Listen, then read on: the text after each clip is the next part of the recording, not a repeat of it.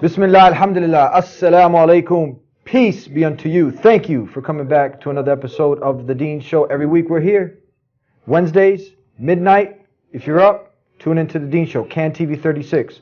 If you can't make it midnight, Wednesdays, the next day, 2 to 3, Thursdays. So that's if you're in Chicago. Otherwise, all over the globe, people are tuning in at TheDeenShow.com. That's where you can see our shows.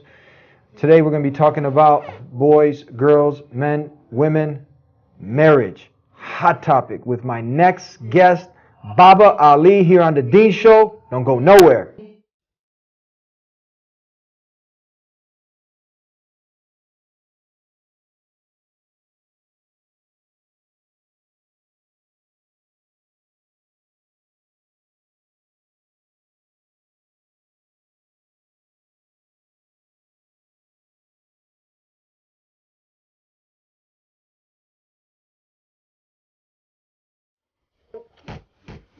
I don't know why I did that. Maybe it's just to break the ice. Assalamu alaikum. Wa alaikum salam tullah. Peace be unto you, brother. Peace be upon you too. How are you? Good, alhamdulillah. How are you? You're back again. Yes, I'm back again. It's just like I just saw you. It just feels like a few minutes ago. All right. Man, we're here. I'm excited that you're here. We're going to be talking about, people can go to TheDeenShow.com, and we got to talk about how you actually came to this beautiful way of life, the way of life of all the messengers. That submission is written to God alone and not His creation. But in this show, we're going to be talking about something that is on the minds of the people. You got this yearning, you got this feeling, you want to be with the opposite gender. Man wants to be with woman, woman wants to be with man. I mean, now, and they end up doing things that aren't according to how the Creator wants them to do it. Now, you have some experience. I mean, we live in America, and some things just become normal. You know, I'm going to see Sally and Betty, and we're just dating, and then, you know, we test drive and we have a good time, and then people get heartbroken, you know. So let's just flow with this. Tell us, you know, what is your experience and with this whole, you know, and it's become something that's prevalent now amongst the Muslims. Yeah. Unfortunately, these days you see a lot of Muslims, the parents have made marriage very difficult for them. Yeah. Actually, it's not the parents. I would say the culture that the parents have implemented on them. Mm-hmm. Actually, if you look at Islam, Islam made marriage very easy. It's a very easy process, and it's very easy to go through it. Unfortunately, our culture, many of the people from the Middle East have this culture that they've implemented and forced upon their children that have nothing to do with Islam. Actually, most of the time it conflicts with Islam. That has made marriage very difficult for the young people. So now they're resorting to dating and resorting to doing all these type of prohibited acts right under the noses of the parents. And every parent is like, you know what, my son, my daughter, they're not doing it. Yeah. But they're usually the last people to find out. It's someone's son and daughter, and most likely it may be yours. So this thing is, I mean, with when you live in Islam, it's very simple. You need the guardian, your father, or someone there to say, okay, because they want to see who this guy is. Yeah. Obviously. You don't want some bum coming in the house and he's maybe a crook, maybe this, that. The man can kind of sniff it out, right? Yeah, you can smell a rat. Yeah. You know, guys can tell what the other guys are trying to con my sister. He wants to trick my sister, you know? Yeah. And this is natural. No matter what religion you are, you know, the father, he's a little protective of his daughter. You know, I don't want some guy, I've been holding this diamond in my hand for the last 18 to 20 years of her life, and now you're knocking on the door, you just want to take the diamond out of my hand? I've been protecting this thing. I'm not just going to hand it over to anybody. Yeah. I want to say, what's up? Who are you? What's your story? Are you trying to trick her? You can try to trick her with emotions, but I'm not going to get emotional. I'm not going to go cry, and say, oh, you're lovey-dovey. No, I'm going to see who you are as a person.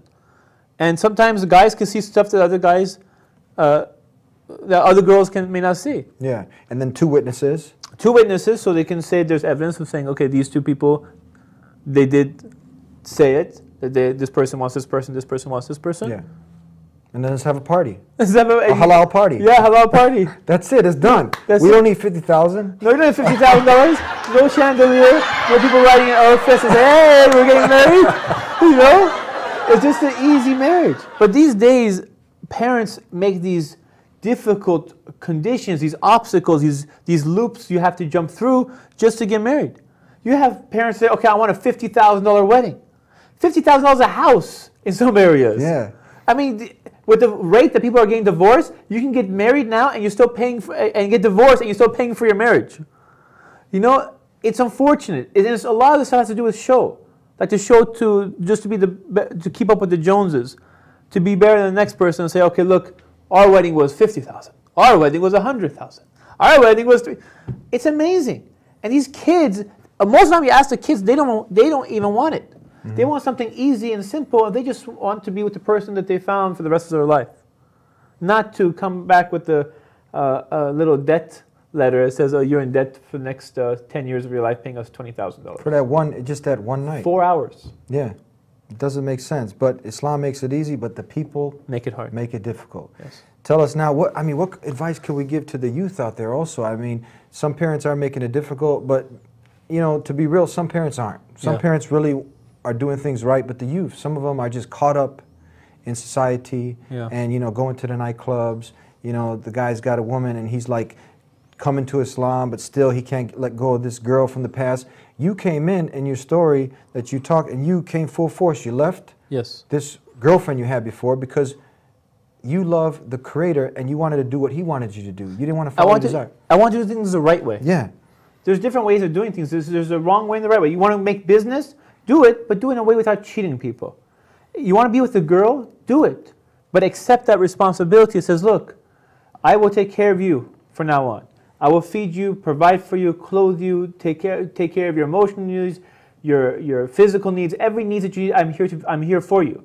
I'm here to spend one night with you, and the next day with the next person, and the next day with one person. This girl's pregnant, and next thing you know, you have baby mamas left and right. Yeah. That's a broken society. And this society has many, many broken pieces to it, and a lot of it has to do with marriage before sex. Not marriage before sex before marriage. So I'm getting myself all confused. But yeah, it's sad. And a lot of Muslims think, okay, my daughter, she went to Islamic school, she wears a hijab, and none of this stuff is happening. She doesn't desire boys. She desires boys after her PhD. No, that's not reality. Reality is at a certain age, men desire women, and women desire men. And our Creator made us and put our instincts inside of us and knows and gives a prescription, just like the doctor gives a prescription and says, this is the way to do it, and this will give you success, and you go the other way, it'll give you failure. We're here just giving some real advice. I mean, we're not two sheikhs. We don't have, normal people. Just normal people. We, experience a lot of things, living in society, so we can keep it real. We can give some real advice. Brother came up to me, and I want to see, what advice would you give this brother? He's committed to trying to change himself. Yeah. He's going after the knowledge that's going to help to change him, but he says, you know what? I just can't give this up. I can't give up dating these women. It's hard. What advice would you give? He's a young man, strong, and this is a hard time he's having. What are some of the steps now that you think that, from your personal experiences, advice that you can give this brother? The whole desire thing is very difficult. Anyone who's going to sit up here and say, you know what, just give this up and give this up, that is easier said than done. They're either not being real or they haven't been through it. I, as a person, can tell you straight up, it's very difficult. Your desires, your heart, it's pulling you to go after something. But if you're connected to the hereafter and you want that paradise more than you want that girl, you're reminded this life will come and end. This life is like a dream. And all these things are like trials and tests for you.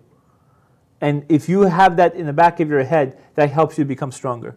Number 2 is who are your companions. If you're hanging out with a bunch of guys who have a bunch of girlfriends and you're sitting there as the third wheel, of course you're going to be pushing to this. Yeah. But hang out with people who follow the same type of thing and they're going to keep you strong. Do other activities until you have enough money and enough resources until you can get married. I play basketball with my friends. I go do all kinds of stuff, and we just keep ourselves busy until we're all prepared enough to have enough finances to get married. All these things are factors. All these things are variables. You put yourself in that situation. You know what? I'm going to be a good person. I'm just going to go to the club. I'm just going to watch. You're not going to watch. Watching, it takes these baby steps. Shaitan will pull you step by step. He doesn't scream. He whispers. You know what? Just go spend time with her. You just talk to her about Islam. Now that you're talking to her about Islam, spend a little more time with her. Maybe she's lonely. Maybe she doesn't need to be lonely. Maybe just go spend some time with her. Oh, you know what? She has so much clothes on. Maybe she's hot. Help her take off the clothes. And That's how it works. And next thing you know, we have all our clothes up. What's going on here? Yeah. And then it's crazy, man. It's Shaitan. He's very smart. He's been there since day one. Yeah. So he has a lot of practice. A lot of practice. So you're tricking yourself. You're thinking, okay, maybe she's there. Maybe she's in that club. Maybe I can change her. Yes. And you go, I'm going to the club, not so I can dance and boogie. I am there so I can teach people Islam. And I don't want to preach. I will just wait there until someone asks me what Islam is. But while I'm waiting, I'll just dance a little. It's like this confusion. And like really think to yourself, who are you fooling? You're only fooling yourself. Really, you're only fooling yourself. And unfortunately, we all fall into this struggle. And it's tough. It's really tough, especially in this society where you have temptation everywhere, from billboards to television to everything. It's everywhere around us. And it's tough. But then again, paradise isn't cheap. You can't buy yourself in. You can't walk with a PhD or say, oh, I'm from this family or that family. You have to earn it. And you earn that by going through the struggles and by passing those struggles. And this itself, this marriage and this desire thing is a struggle that we go in as our youth. It's tough. All of us have to go through it, so you're not alone. We love our brothers. We love our sisters. We just want to give them sincere advice. We talked about the brothers. Now you got our sisters out there. Some of them are falling in the trap, you know, finding themselves, you know, being alone with a guy and trying to, you know, because men, they admire, they lust, and they look, and women, you know, shirt up to here, then up to here, and then following the latest fashions and getting caught into just being more of a object, and then getting used and abused and maybe falling for some of the naive tricks that guy who's after her, you know. Yeah. Have you come across this also? Men are very smart. So for the women that are watching, no matter what religion or background you're from, women, the ones that are older have figured this out by now, but the men will tell you exactly what you want to hear. They have this lust, they have this desire that they're hungry for. It's a hunger. And when you're hungry and you need to be fed, you're going to say what you need to do, say what you need to say so you can get what you need to get. And you don't care whose heart you break. You say, oh, how are men so mean? They're hungry, they're going for this desire. And when you have no guidance and you have no fear of your creator, you're going to say whatever you want to say. But he loves me. But he loves me. Yeah, right. He doesn't love you. He loves something else. So this is a trick. And I'm a guy, I'm going to tell you straight up. But, oh, no, he's different. How many girls have said that? Ask yourself. No, our love is like no love ever in the world, and we're going to love each other forever and ever and ever until we end up in divorce court 2 years from now. So it's funny. All these people say, oh, lovey-dovey. How many? Look at the divorce rate around the world. It's over 50%. And that's the people who decide to stay, to get divorced. There's so many people that are connected, and they can't get divorced, and they're married and miserable. They're stuck because of kids. They're stuck because of family issues. They're stuck because of whatever. Those don't even come. Those stats don't even come there. And there's people who don't even live with each other. You know, they just decide, okay, we'll just be separated. I'm going to stay together because of tax reasons. So it's like, and it's unfortunate. Relationships, if it does not have the universal bond, and that's connected with our values, with the right thing, and you know how to treat her, and she knows how to treat you. And this is what Islam teaches us, by the way. How to treat a woman. Not what you see on TV, not what this mumbo jumbo they try to teach you on television, but really the way a Muslim should treat his wife and his wife should treat her husband. It's amazing. And if you really look into it, it's beautiful. Like your woman, all her desires must be taken care of. For an Islamic in a relationship, man, for her physical needs, her emotional needs, even her sexual needs have to be all taken care of by the husband. On top of that, if she needs help around the house, you try to help her. You get reward for that. You know, these are encouragements. You're encouraged to do it. And Islam teaches us the best of you is who's best to his wife. This teaches a man to like go even beyond of that, compete with other men to be better for your wife. So and look, if we had a society built on this, how much of an impact it'll make. And to treat her with honor. Islamically, even if you die defending her honor, it's died as a shaheed. That means to get paradise. Her honor is so much protected. Now we have all this crazy stuff, men just going around beating their wives and all this domestic violence, all this crazy stuff. Over what? It's just crazy. It's crazy how when you go towards culture, what it gives you, and when you go towards Islam, what it gives you. And unfortunately, we have too many people towards culture and not enough people towards Islam. That's what we need. We need to learn this way of life, and we need to live it purely, and the way it has been prescribed, not according to our desires or any customs or cultures. It's very simple. Now, what encouragement, I mean, some of the benefits from leaving off, following your lusts and desires and going off and living a life of just, you know, from one guy, girl to the next, where you come and do something that's sacred, and you come together, even at the end, I mean, if it comes to divorce, it's not the end of the world. But what encouragement can we give them that, you know what, this is a healthier way of life to live? You know, even the divorce issue you just brought up right now, Islam allows it. Yeah. But this is the worst allowed thing that you can do. It makes, according to Islam, it makes the throne of Allah subhanahu wa ta'ala shake. It's the one that he knows that this is something that can possibly happen, but it's the last resort. Unfortunately for many Muslims today, it's the first resort. You know, they jump straight to talaq, which means divorce. Go straight to it. And as soon as you find the smallest thing wrong, and not just the guys, girls as well. I think this is because we just jump into the whole, oh, Hollywood, you know, Prince Charming is going to come and riding his little horse, and he's going to say, oh, you do this and perfect, and my husband, he's going to be just like Brad Pitt, and he's going to say the right words at the right time, and blah, blah, blah, blah. Yeah. And then you come home and realize his socks are on the couch, and he's scratching himself. Yeah. And you realize, wait a second, that's not the husband I was looking for in Hollywood. So and then he says, first mean thing he said to me, boom, I want a divorce. And then next thing you know, okay, I want a divorce too. Now everyone is single and divorced, and like, what happened? What makes it work? I mean, because I think that's what it is. You get caught up watching too many movies you're not supposed to be watching, first of all, with all this junk out there, and you start living this fantasy. Yeah. And you think that this is what marriage is. It's some fantasy fulfilled. Yeah. What do you think about this? It is, unfortunately, this is movies. They do this so that you can buy their movies, so you can watch their movies. They do this so they can fool you to think this is real life, when in reality it's not real life whatsoever. Marriage life is completely different. No one prepares you what to expect from marriage. I wish they did, but they don't really prepare you. Let me tell you from the very beginning. You know what? Since we're doing the Deen Show, I'll tell you straight up, and you're going to hear it in the Deen Show first. Marriage is hard. I'm married. I've been married for 8 years. It's not easy. It's a struggle. It's not just difficult for me sometimes, difficult for my wife sometimes. Because men and women are very different. We think differently. We act differently. Our brains, our chemicals, all our mind is all completely different. And you put two completely different people together, and they're trying to communicate, doesn't always necessarily work out. And you learn to be patient. That's one of the first things you learn in marriage, patience. You learn to work with another. You learn to compromise. Sometimes I'm going to do stuff she likes, sometimes she's going to do stuff I like. Yeah. All these things you sacrifice, but you do it for the sake of your creator, and say, look, I'm going to do it. You know, I'm arguing with her, but I'm going, and I know she did something that was very hurtful for me, but I will forgive her.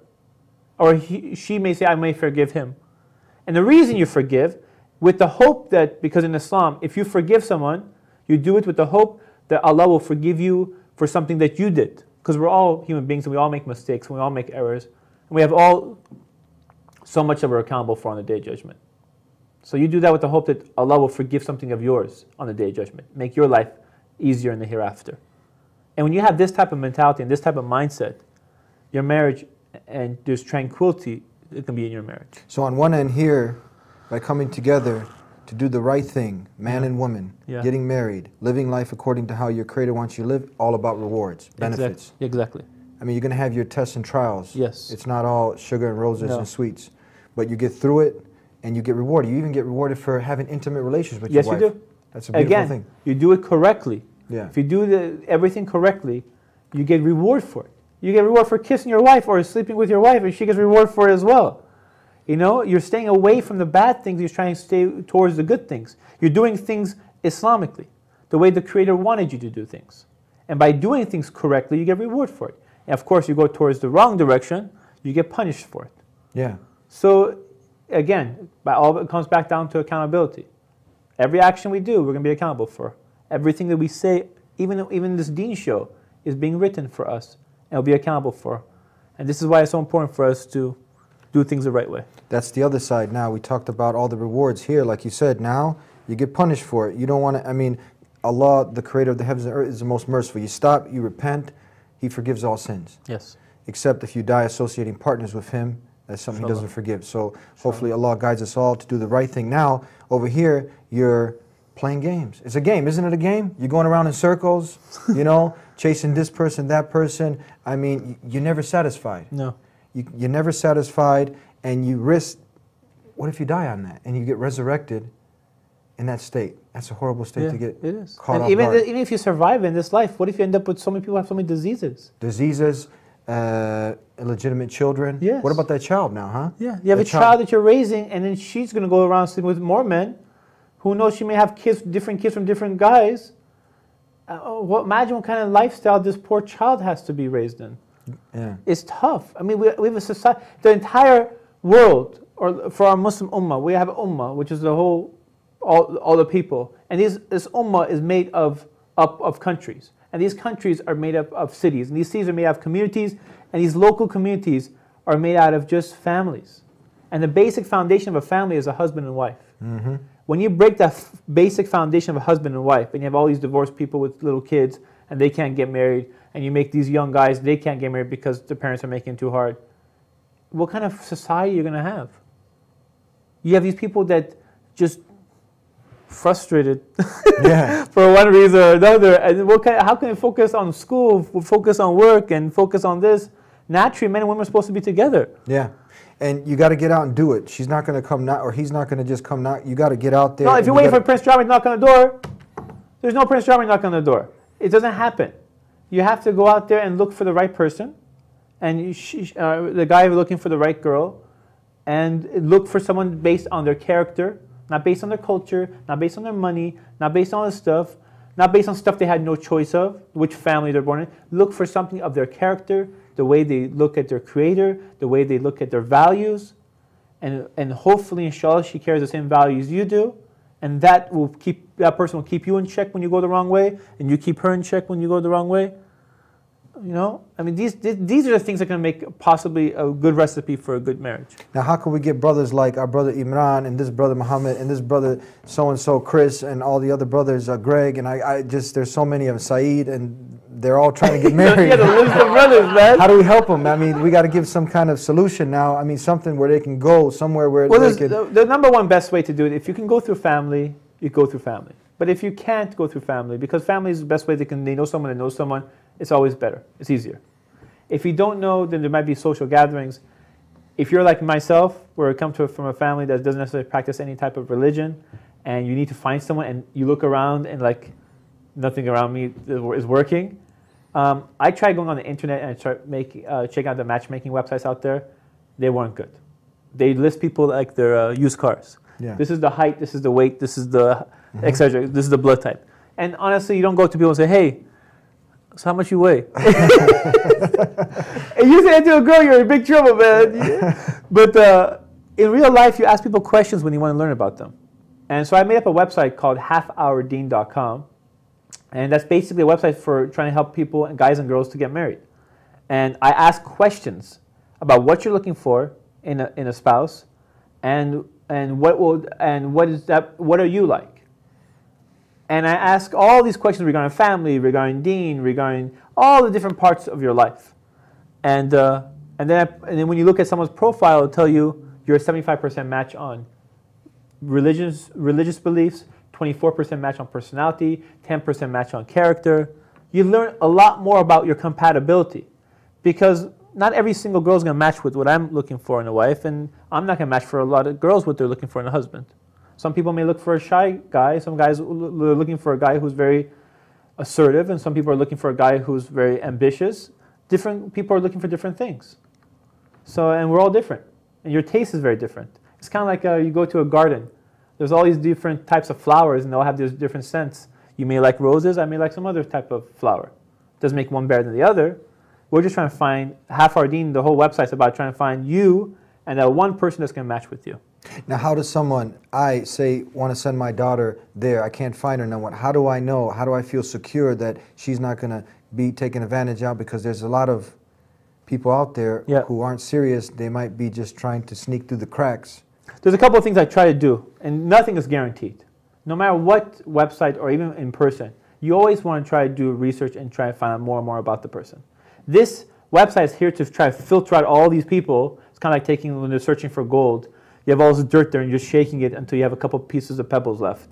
And now you have to go into details to how good quality of gold this is. So that's what the website's doing. What we're doing is we're trying to filter all these different people. So the questions that we ask will tell you a percentage of how you guys match on different things.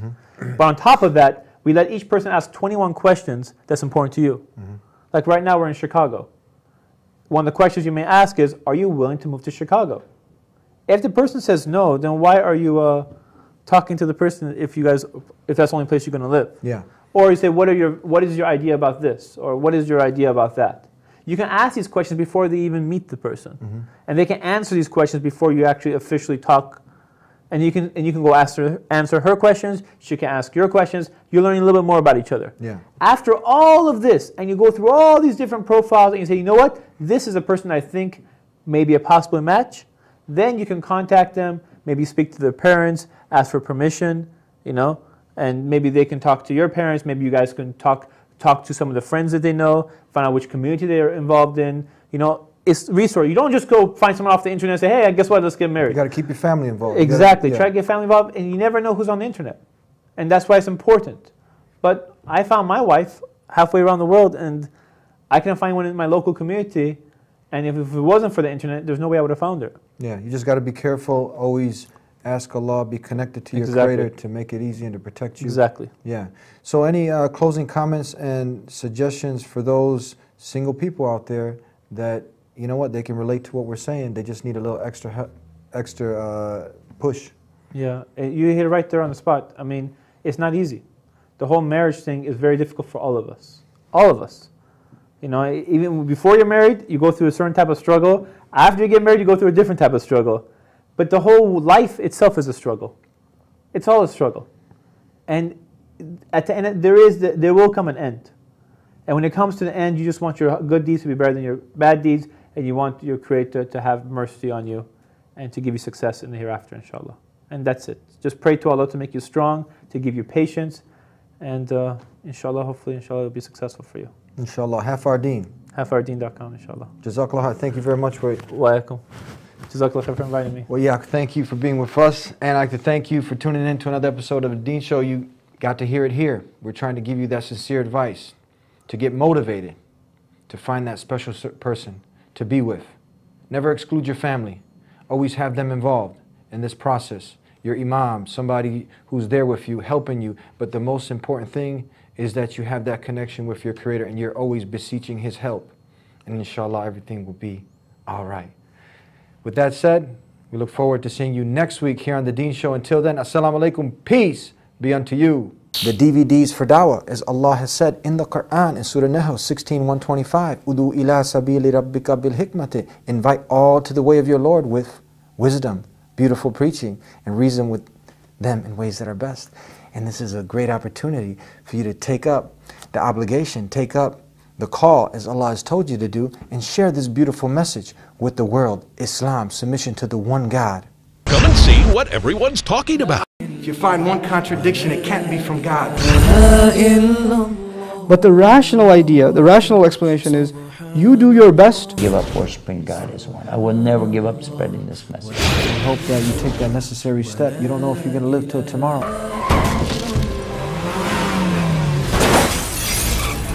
So you got to find that urgency to do the right thing right now. If you say that you do not believe in Jesus, you have stepped outside of Islam. You cannot be a Muslim. It is a tenet of our faith to...